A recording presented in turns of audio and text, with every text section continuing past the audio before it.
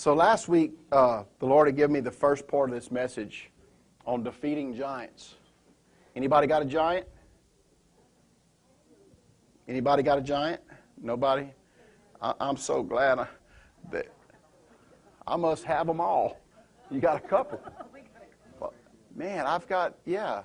Look, when you start stepping out by faith and you start doing things, look, even if you don't, you're still going to have giants. You might not recognize them, but they really show up when you step out and start growing spiritually. When you take a step of faith and say, I'm going to do what the Lord's been telling me to do. When you start to grow, when you get that revelation, always expect that giant. All right? But the giant, we have to understand that we do have authority over them. Okay? And we do have power because they're actually defeated. They were defeated over 2,000 years ago. But they still make a lot of noise. They still bring fear and intimidation if we allow them. But we're not going to be the ones that allow them, right? All right. So back in Numbers, and don't freak out on me, Cole. I don't have that one for you. But in Numbers chapter 13, verse 27, I'm going to just do a quick review of last week, just quick. Said, then they told him and said, we went into the land that you sent us, and it truly flows with milk and honey.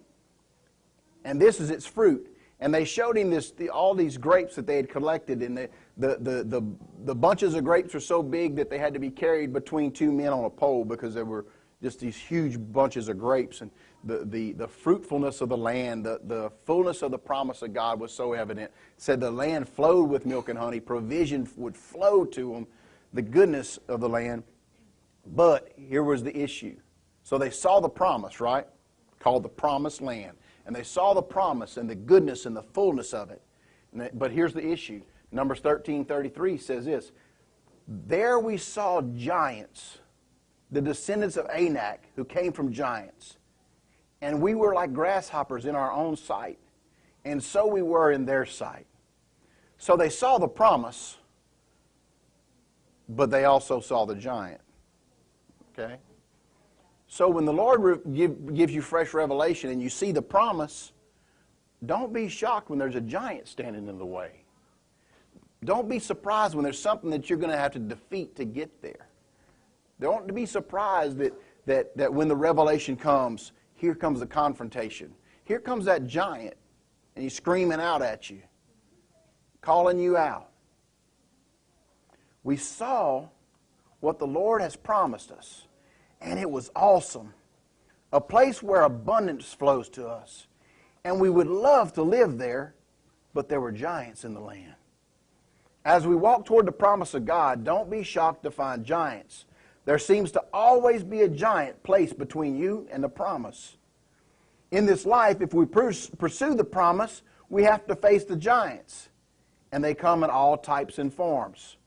They come in the form of a diagnosis. They come in the form of habitual sin.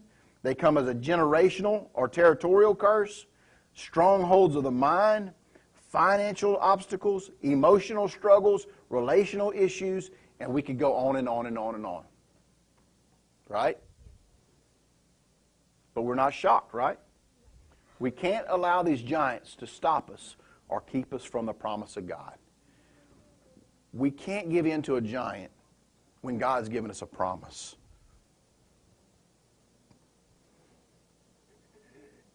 So here were the steps that we went over last week. The first one was, don't allow yourself to be intimidated. Look, your giant is always going to be intimidating. That's the nature of a giant. The nature of a giant is to bring intimidation. All right? I have to share this. Last Sunday after church, Cole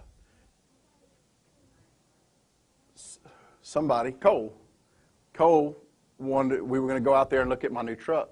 So we walked out, and Peter was sitting in the driver's seat. And I told Cole, I said, look, there's a giant that's in between me and my promise. It just worked out perfect. So step 2 was obedience, being submitted to authority. Being submitted to authority. I just want to go back and touch a little bit more on that one. Jesus talked about, and I didn't prepare for this. This is just hot off the press. But he was talking about, he said, don't give what's holy to the dogs. And he said, and don't cast your pearls before the swine. Well, if you go back historically and really break down what he was talking about, you know, in that era, they lived in walled cities, right? They would build a wall around the city for protection. Well, outside of that wall, there were a lot of wild dogs. And if you go back to the crucifixion, we've talked about that and all the wild dogs that patrolled those areas and preyed on everything that was there from the crucifixions. But what they would do inside that city, because they didn't have waste management and they didn't have all the conveniences that we have, all of their garbage, all of their leftovers, all their scraps and all that, they would mass together and then they would take it and they would throw it over the wall. All right? They would throw it over the wall. Well, outside were these wild dogs who would feed on that stuff. But the wall kept them out. So Jesus was saying, don't take what's holy. Don't take the promise that I gave you and just throw it over the wall. Don't just discard the promise that I gave you. Don't just discard the revelation that I gave you, but hold on to it and treat it as valuable. All right? And then he said, and don't cast your pearls before the swine. Well, what's a pig do? Yeah, have you ever watched a pig during the day? What do you normally see a pig doing during the day? Absolutely nothing. He's just laying there. He just laid up. But what's he do when you go to feed him? He's coming, isn't he? Let me ask you this. Does that pig care how much you spend on that food? He's just going to eat it. He don't care what it costs you. And when he's done, you know what he's going to do? He can go lay back down. Right? What I'm saying is this. The wild dogs that were outside the wall, you know what made them wild? You know what separated them from a domestic dog?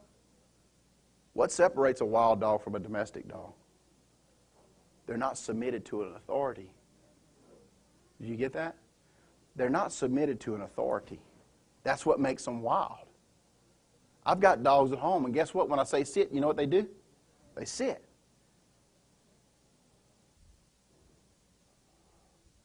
Because they're submitted to my authority. You follow me? Jesus was talking about authority there.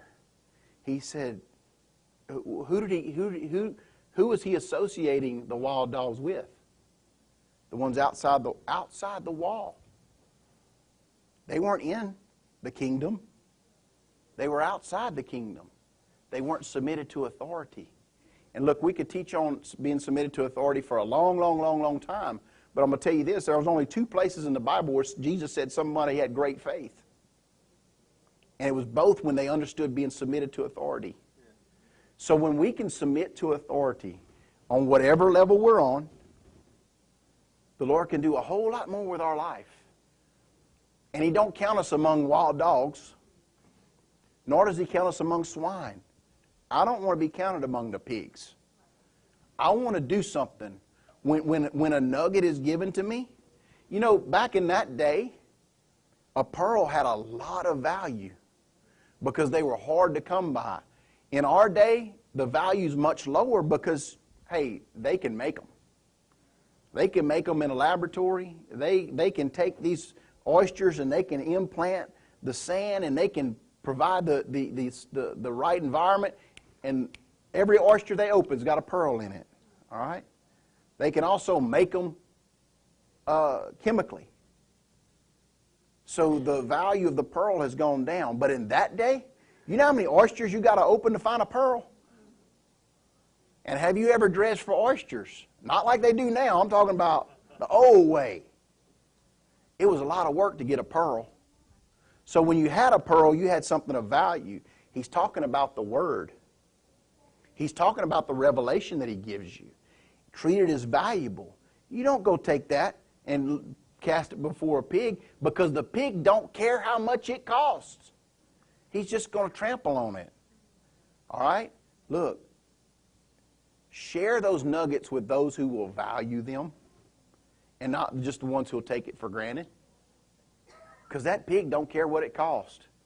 When you're teaching someone who realizes what it costs you to get the information that you have, some of the information that you have came at a great price, right? Some of it came with blood, sweat, and tears. Some of it came after great failure, right? And then you learned, and you want to pass that along. But does everybody appreciate it? Absolutely not. Man, I was talking to one of my boys, that's all I'm going to say. And I was sharing with him something that I saw him doing. And I'm not talking about anything bad, but I was saying, look, you don't need to spend your time with that. Yeah, but that's what I want to do. Listen to me. I've been down this road. I've done what you're doing, and I can tell you where it's going to get you, and it's not somewhere you want to go. And his response was to me, I understand, but you've got to let me make my mistakes. I said, okay, I will. But what I'm trying to save you is heartache and pain. You see what I'm saying? So you've got information also that came with heartache and pain, that came with disappointment, that came with failure, that came with all at a great price. Don't just share that with just anybody who's not going to appreciate it. Share it with someone who's going to treat it with value, all right? And like I said, we kind of got off, but I felt that I needed to. But that step 2 is obedience, and that is being submitted to authority. That's not being a wild dog out there. That's being in the kingdom, submitted to authority, right? Look, if David had not been submitted to his father, he would have never been delivering the cheese that brought him to the battle, that changed his life. He could have said, I'm busy keeping your sheep. Why don't you send one of your servants to bring the cheese? He could have. Who knows? We might be reading about that servant. Don't know. But his submission to authority put him in the place where God could change his life forever. Right? All right. Step 3, know what's at stake. Know what you're fighting for. Step 4, know and accept the fact that your willingness to face the giant will anger those who refuse to. Man, that's key. Because when they start attacking and you say, what did I ever do to them? Nothing. But you faced a giant that they never would. Right? You don't believe me? Get a little prosperity in your life. Watch what people do. Watch what people will say about you. They'll say all kind of stuff about you. Just get a little fresh revelation and step out in the Spirit and do something you never did before. Just step out in what God's called you to do. Watch what people will do. Then they'll rise up. It won't even be the ones you expect. It won't be the heathen. It'll be the church member. I'm telling you.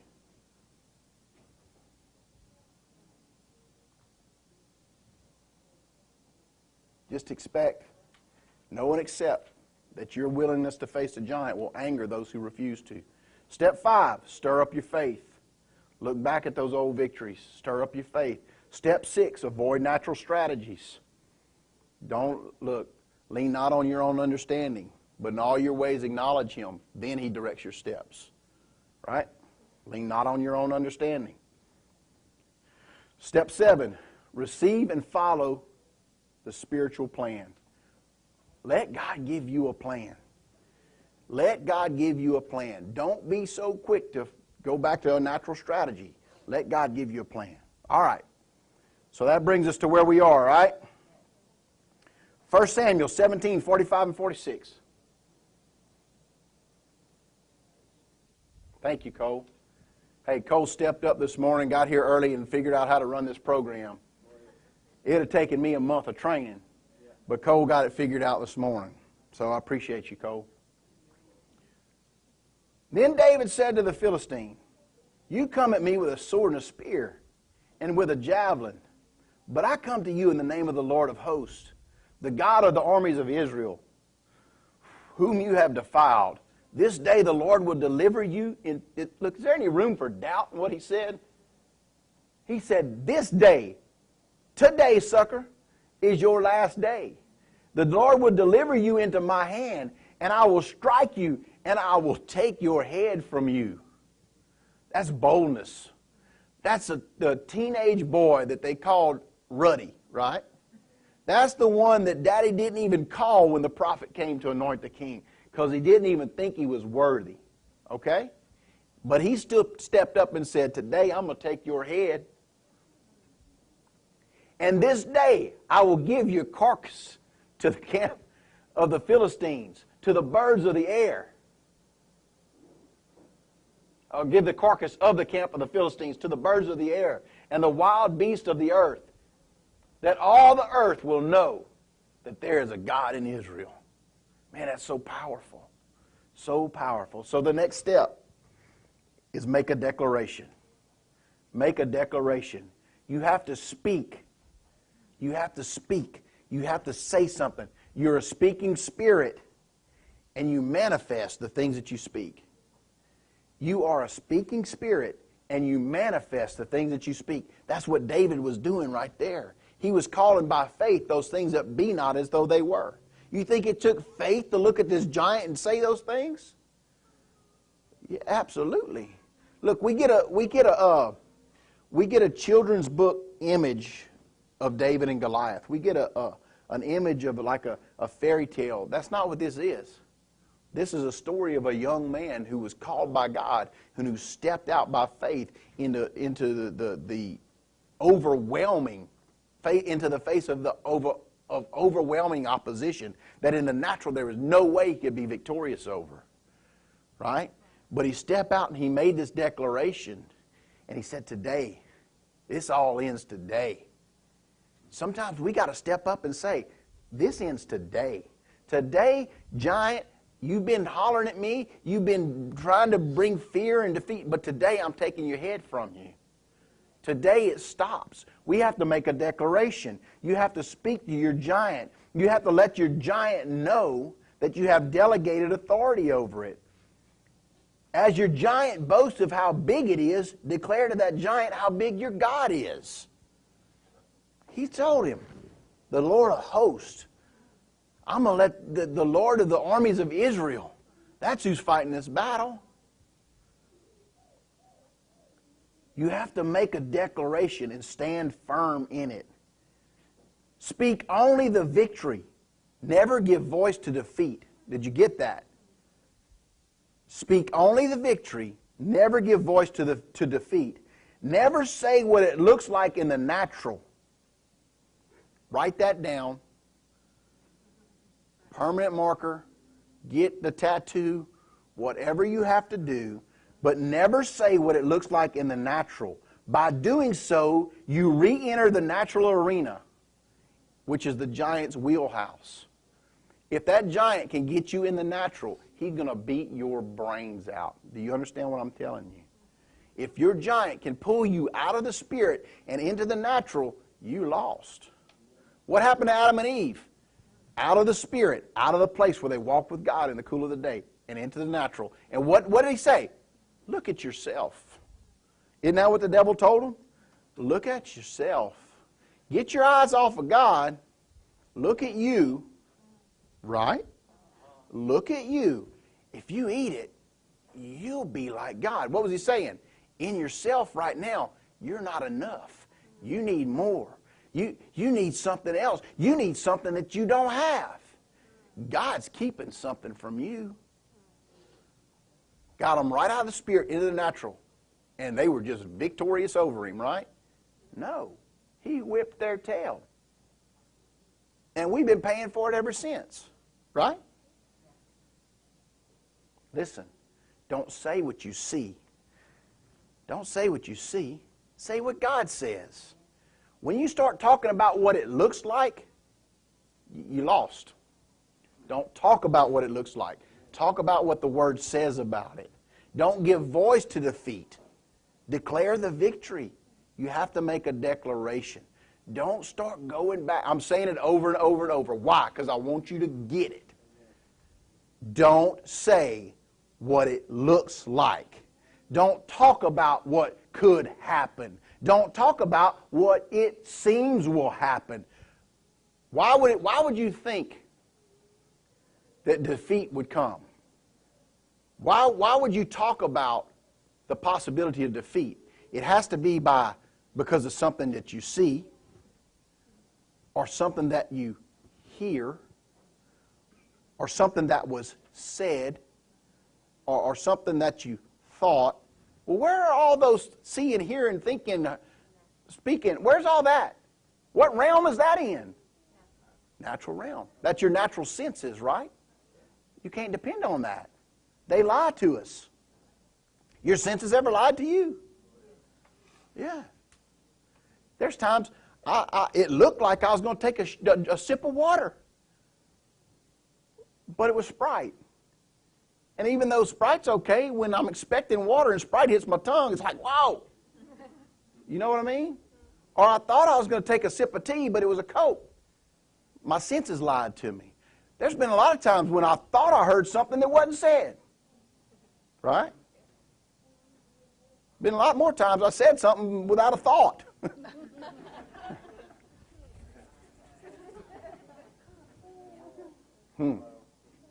Senses will lie. Don't depend on your senses. Don't worry about what people said. People lie too. Even when they're well-meaning and think they're telling you the truth, if it contradicts the Word, they're not telling you the truth. Right? Okay. You got it? Okay. Don't say what you see. Say what God says. 1 Samuel 17:47.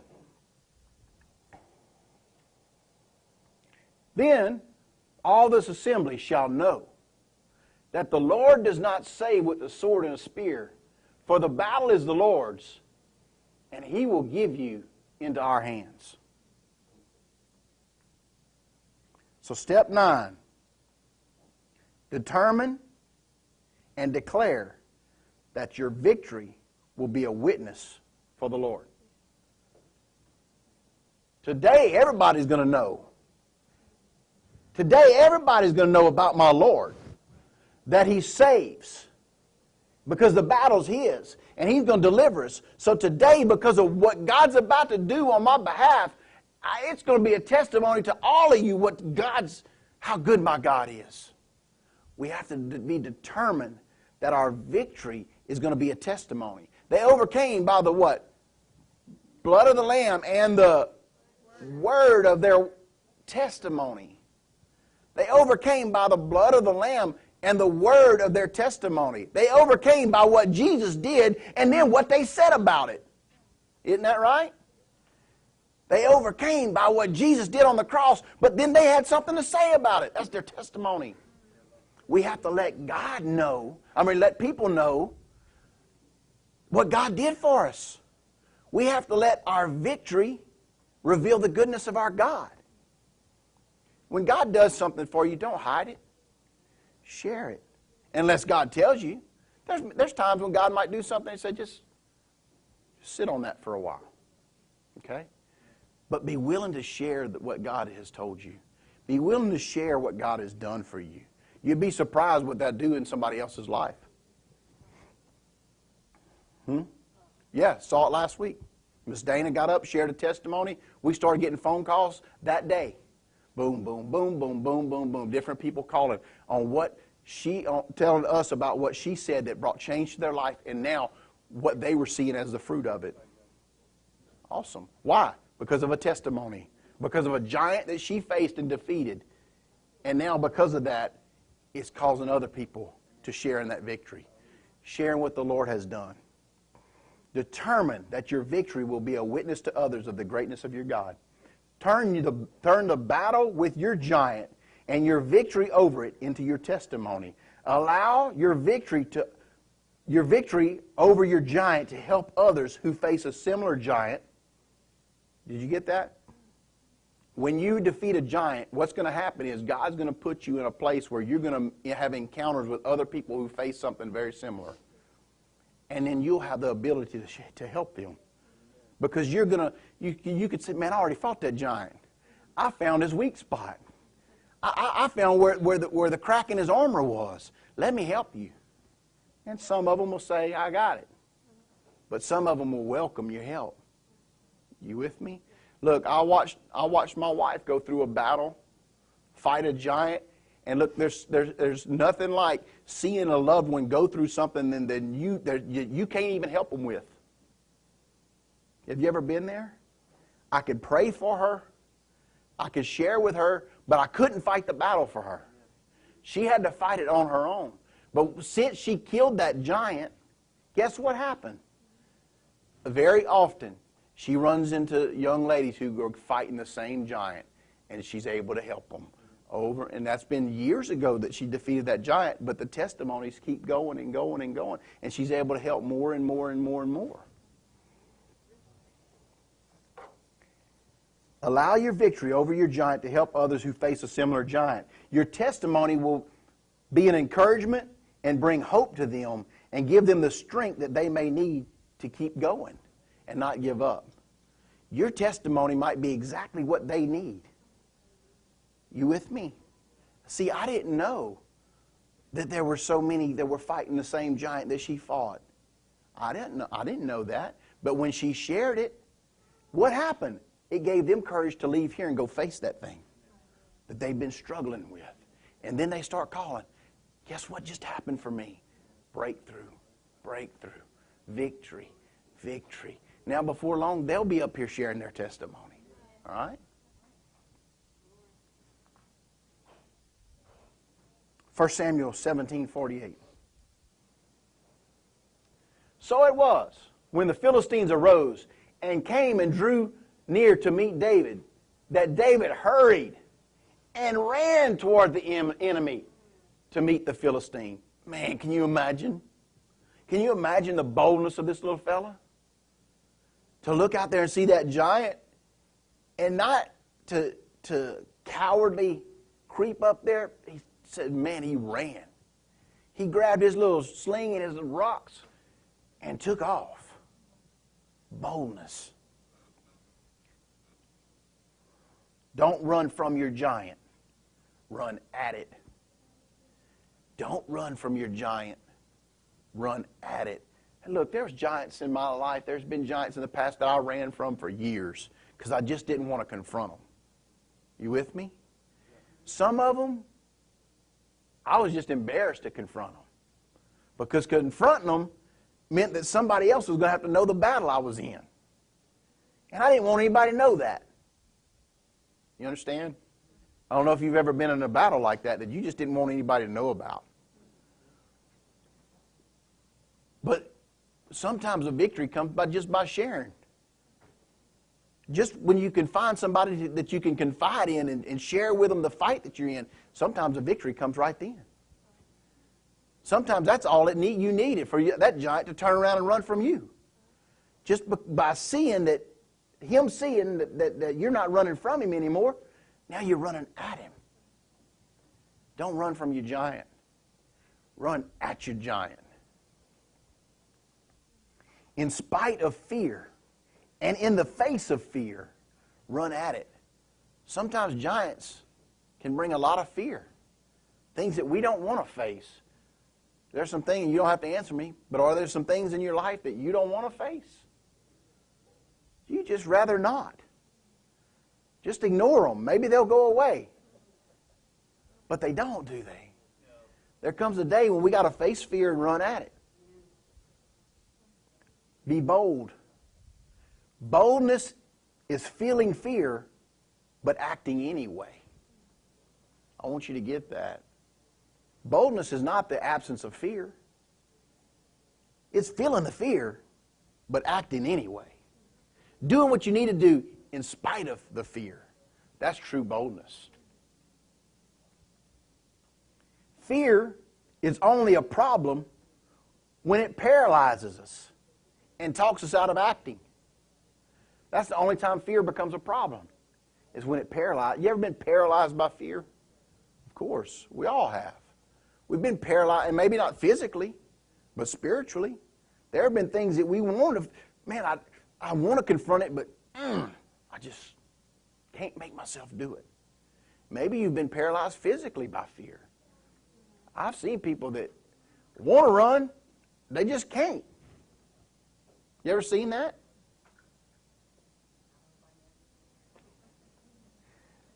It might be like when Wally sees a snake, wants to run.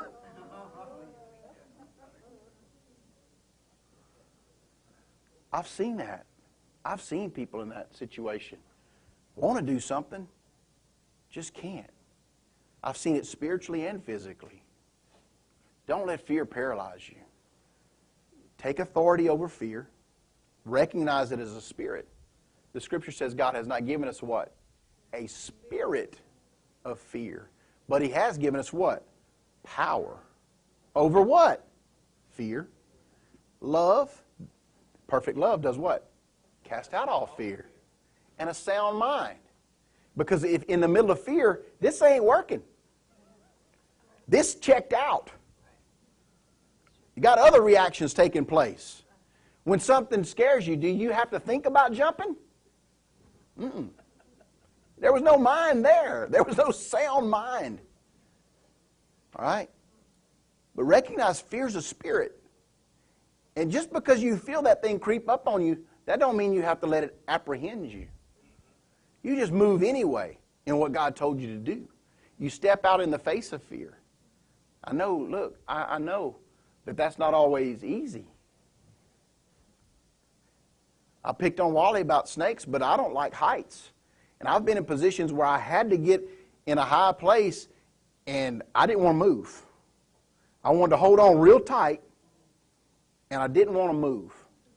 You know what I mean? So we have to muster up. We have to muster up boldness and in spite of fear, move forward. Move toward what God's called us to do. Move toward that giant in the face of fear. The feeling of fear is not a sin. You with me? The feeling of fear is not a sin, but allowing it to stop us is. The feeling of fear, look, and I know there's been a lot of preaching on fear, but when you feel fear, that's not sin. You haven't fallen into sin. It's when you let that stop you from what God told you to do. That's when it becomes sin. When it paralyzes you, that's when you stepped into sin, okay? But when God told you to do something and there may be fear right there and you push in anyway, that's boldness. You think David felt fear on the battlefield? I think he felt fear. That's why he goes back and starts saying, but man, I fought a lion and I fought a bear. And I think that's probably why he took off running, because he said, before fear stops me, I'm running, I'm going. That's kind of like the high dive. You might be scared to jump, but if you do it real fast, before you have time to talk yourself out of it, well, just go with the promise and go forward. Look, I don't like teaching this stuff because I know I'm going to be challenged with it. So I'd really rather skirt around it, but I can't. So remind me. Run at it. All right. Giving into fear is getting pulled out of the spiritual plan and back into the natural. Because you can't be in the kingdom of God or God's way of doing things and in fear at the same time. You can't be in two places at once, right?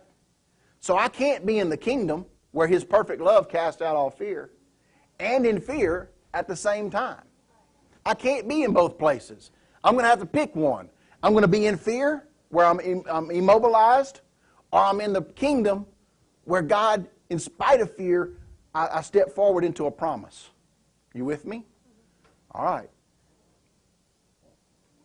1 Samuel 17:49. Then David put his hand in his bag and took out a stone and he slung it and struck the Philistine in the forehead, so that the stone sank into his forehead, and he fell on his face to the earth. So our step there is execute the plan. Execute the plan. Remember a while back, one of our other steps was get a plan. Now we have to execute the plan. We have to do what God told us. David, when he was gathering rocks, he had a plan, right? But there came a time when it wasn't time to gather a rock, it was time to chunk a rock.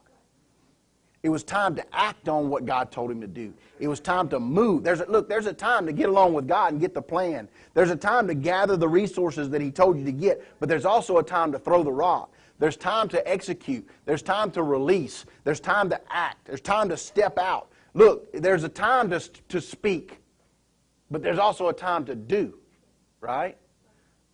Speaking's important, but you can speak and speak and speak, but when God says do, now we got to do. Okay? We got to execute. We got to step out. We actually have to put some feet to faith. Don't just get the plan, do the plan. When it's time to speak, speak. But when it's time to act, act. There will be something that you must do in the natural through which God will do the supernatural. Do you understand that? There's always going to be something for us to do in the natural so that God can apply the supernatural. God don't just apply the supernatural without me doing something in the natural. Look, how did he say for us to pray for the sick? He said, lay your hands on the sick and they'll recover, right? Well, what's that? That's just something in the natural so that God can do the supernatural. You see what I'm saying? It's just something in the natural. There's always something in the natural that God's going to call us to do in face of fear. And then when we step out in the natural and do what he calls us to do, he applies the supernatural to our natural action. David had a sling. David had to swing a sling. All right? Moses had to hold up a stick. A widow woman had to surrender a little oil. Samson had to wield a donkey's jawbone. Those at the wedding had to fill the jars with water.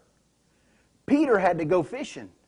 And we could go on and on and on. But there's going to be something that you'll have to do too. There's going to be something that you'll have to do too. And it probably won't make any sense to you. And it sure won't seem like it's enough. But it's just a natural step so that God can come in and apply the supernatural to it. You with me?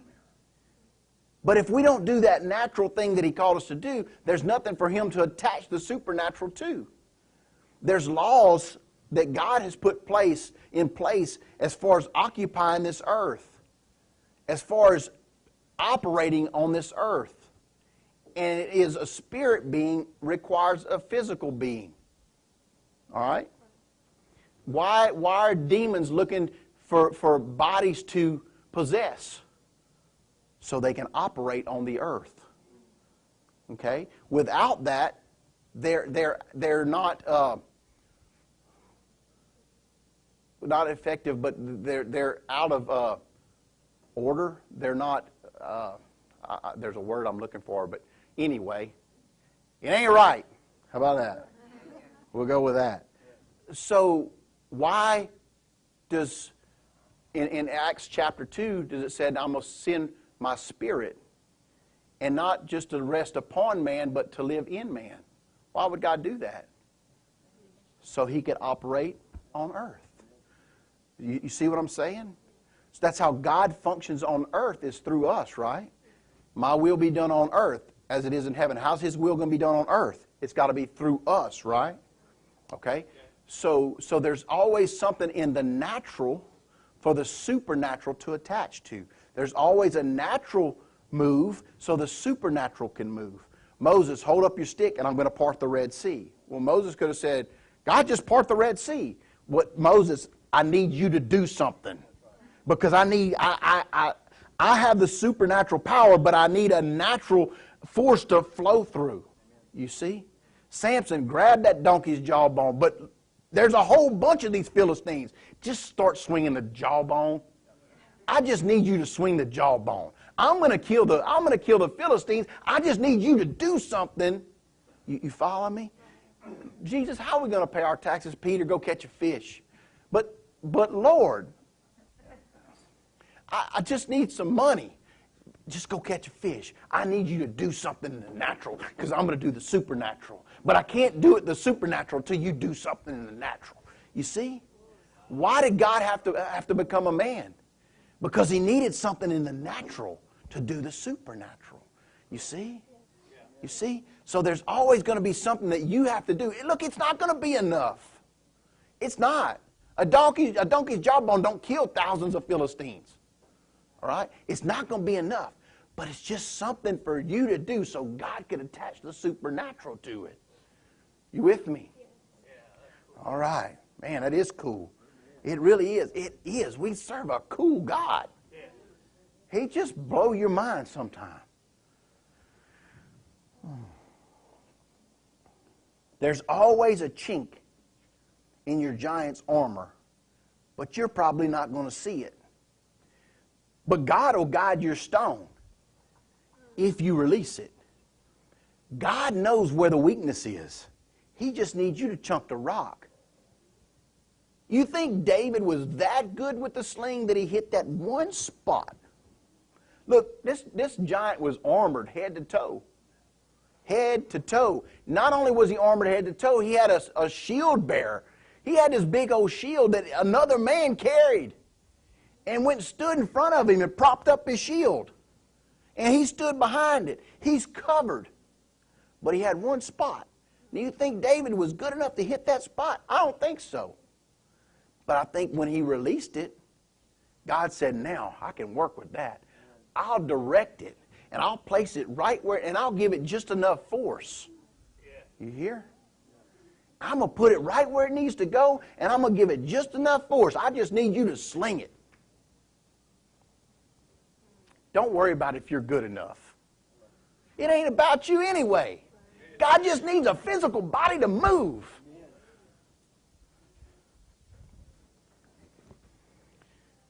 1 Samuel 17, 50 through 51. So David prevailed over the Philistine with a sling and a stone and struck the Philistine and killed him. But there was no sword in the hand of David. Therefore David ran and stood over the Philistine and took his sword and drew it out of his sheath. He took his own sword. Yeah. And he killed him. And he cut off his head with it. And when the Philistines saw it, that their champion was dead, they fled. They ran. Step 12. Don't just demobilize, decapitate. Don't just demobilize, decapitate. I want you to get this, because this is a crucial step that I see that I've failed to do and I've seen others fail to do. And it's crucial. Don't stop when your giant is down. It could get back up. Cut off its stinking head. Finish it for good. I often see people that are delivered and they walk in victory, and sometime later I'll run into them and they've gone right back into the same bondage. Well, what happened? They knocked the giant down, but they failed to cut off his head. I've done the same thing. There's been things I was set free from, and then years later, guess what? I found myself right back in them. Then I'm praying, God, help me, God. Wait a minute. We knocked that giant down a long time ago. But you didn't cut off his head? Lord, I apologize for that right there. And if you help me knock him down again, there's been some I've knocked down 10, 15 times. Next thing I know, I'm fighting them again. Wait a minute, didn't I already deal with you? But I didn't finish the job. Knocked them down, but didn't decapitate them. I just demobilized them for a little while.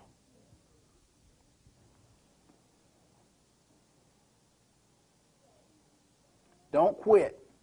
Don't quit hacking until its head's off. I don't know how many swings it took David with that sword to get that head off of that big old joker. But however many it was, that's how many times he swung it. He might have been hacking for a while. Kind of gory, huh? But it's so cool. Yeah. It's gory, but man, I'd like to have seen it. Just whack, whack, whack, whack. Gets messy and get that picture? Stuff flying in his face and just swinging away. Sawing, gnawing, whatever he had to do. Twisting.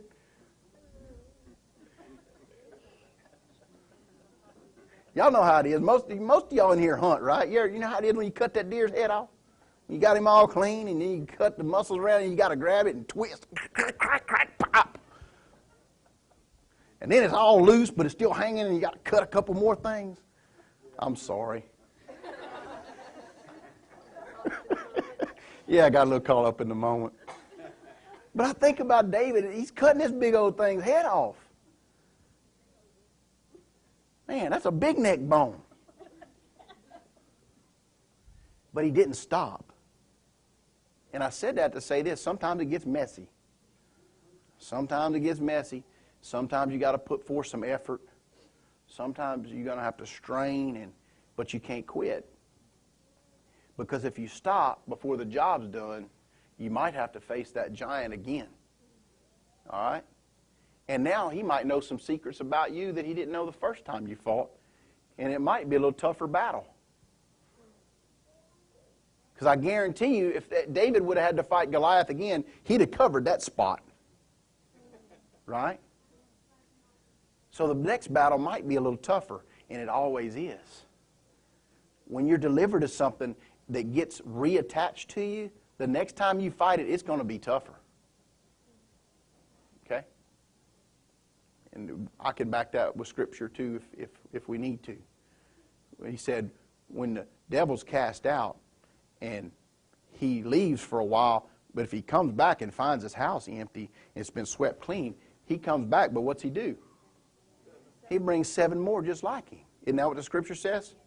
So if that devil, if he wasn't dealt with the first time, when he comes back, he's going to be 7 times stronger according to Scripture. And then if you deal with him again and you don't finish the job, now you got 49 coming back. You see it gets, don't stop till the job's done. Get messy, whatever it takes, but finish the job. Okay? I like that, the end of that. And when the Philistines saw their champion was dead, they fled. When you lop off the head of your giant, a lot of your smaller problems will run away without a fight. When you defeat that giant that's been hollering at you, been calling you out, when you defeat him, a lot of little problems in your life, they just run. And you don't even have to fight them. You might have been fighting them before, but when you kill that big giant, they all just take off. You with me? 1 Samuel 17, 52 and 53. Now the men of Israel and Judah arose and shouted. Now they're brave. Oh, yeah. The giant's dead. And the people are running. Yeah, then they hollered, yeah, we just sent our kids out after him. Oh, yeah. He wasn't worth their trouble. Now the men of Israel and Judah arose and shouted and pursued the Philistines as far as the entrance of the valley and the gates of Ekron. And the wounded of the Philistines fell along the road of Shaaraim, even as far as Gath and Ekron. Then the children of Israel returned from chasing the Philistines and plundered their tents. Hey man, here's the good news. We can plunder our enemy. Look what Israel did when they left Egypt. They left with the gross national product of Egypt. They left with everything they had. They didn't just leave. They pillaged them before they left. They plundered them. Just like here, when the giant was defeated, they plundered them. They took everything the Philistines had. But that wasn't what I was trying to get to in our next step. It was let your victory start a revival. These folks had been beat down. They had been run down. They had been bound by fear. that when somebody stepped up and faced the giant, it started a revival in that camp. Let your victory over your giant start a revival. You with me? Let it stir up some people. The testimony of your victory will cause those around you to start running toward their giants as well. When they see somebody can do it, everybody's empowered to do it. That's kind of like the 5-minute mile. Who was that guy that broke the 5-minute? 4-minute mile? Was it 4 minutes? 4 minutes. But they said nobody could ever do that. Couldn't be done. Impossible. And it went years and years and years and years and years. Nobody did it. And then one guy did it. And guess what? That year, tons more people did it. It just took one man doing it. One man. And once he broke it, they said, wow, it can be done. Let's go. Let's run. Now everybody, not me, but everybody that runs the mile.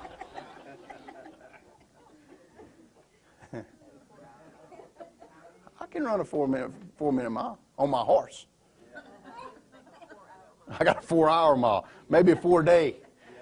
We'll run a quarter a day.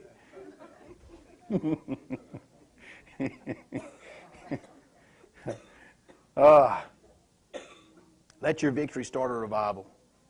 Your testimony, the word of your testimony will get around, and it'll cause people, other people that heard about your victory, to want to do the same. It'll cause others to talk about you. We already discussed that. But it's going to cause some to run at their giants as well. 1 Samuel 17:54. And David took the head of the Philistine, and he brought it to Jerusalem. Look, that was a big old head. He's probably dragging that thing. Old bloody stump, just dragging it. He drug it all the way back to Jerusalem. He said, but he put the armor in his tent. He drug that back and said, here's what's been troubling you. Here's what's been causing all the problems. Here's what my God can do. But he said he kept the armor. He brought that. It reminds me of my house with all my deer heads and stuff on the wall, all my critters. If you haven't seen the inside of my house, it's kind of like a zoo. We got one. Whatever it is you're thinking about, we got one in the house. It's somewhere in there. But it's a trophy. It's a reminder. Natalie's big old deer she killed last year, his horns are right there on the table. It's a reminder. He said he put the armor in his tent. So that's our last key, is keep a trophy. Keep a trophy. Keep a trophy. Keep a trophy as a reminder for when the next giant starts shouting a challenge. Because look, just because you defeated one, that don't mean you're through. You're a giant killer for life. You're a giant killer for life. Because just because you kill one, that don't mean you're done. That just means you're done today. But there's going to be another one that's coming. And you can go back and you can grab that armor out of the tent. You say, you see this? This is what the last one that came over here hollering like that was. This is what's left of him. After I delivered his head to Jerusalem, I saved this. It'll help build your faith the next time. Because you can turn and you can look at that armor in the corner and say, man, I remember that day. I remember that day. I remember what God did for me that day. I remember how the promise of God was fulfilled that day. I remember, man, do you have any trophies that you can look back and say, I remembered that day when God did that? In the Old Testament, they would stack rocks and they would make an altar.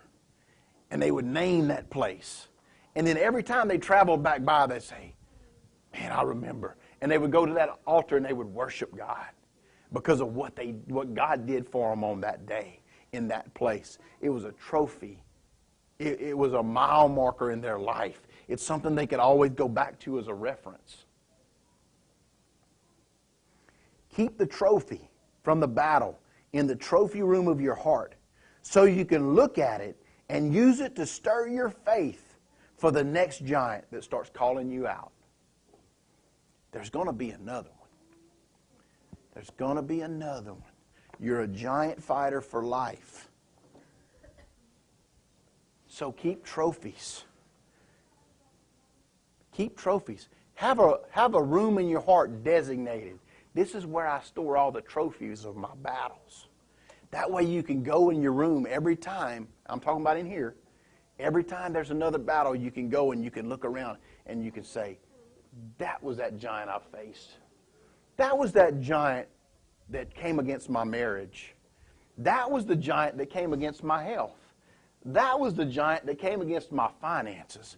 That was the giant that came against fear that had been passed down through my generations that I dealt with. That was the giant that had done this. That was the giant that did that. On and on and on. So when you're facing another giant, next thing you know, you come out of that room and there ain't a giant that can stand in front of you. You're just looking for another pile of armor to go stick in that room. Next thing you know, you out looking for giants. They not having to call you out. You hunting them. Where's the next one? Because I got an empty spot on my wall, and I just been looking for some more armor to put right there. That's how I hunt. I got an empty spot, and this is what I want to put there. That's what Natalie, the day she shot that big old buck, she said, I'm through. I'm not deer hunting anymore. I said, well, good. I get my rifle back. And I can take that pink stock off and put my camouflage one back on it. She said, I didn't say I was through hunting. I said, but if you're not going to hunt deer, you don't need a deer rifle. She said, but I want to kill a bear. Okay. We'll leave this pink stock on it. Why does she want to kill a bear? Because she has a spot where she wants that thing mounted. Right? That's why. So she wants to go and pursue one because she's got a spot where she wants her trophy. She's already got it picked out. Why am I saying that? Because I'm talking about bear hunting? No. I'm talking about facing a giant. There comes a time when you start, I'm going to go find a giant because I want more armor in my trophy room. I want something else in there. I got a spot picked out where when I defeat this thing, I'm going to store that there to stir up even more faith.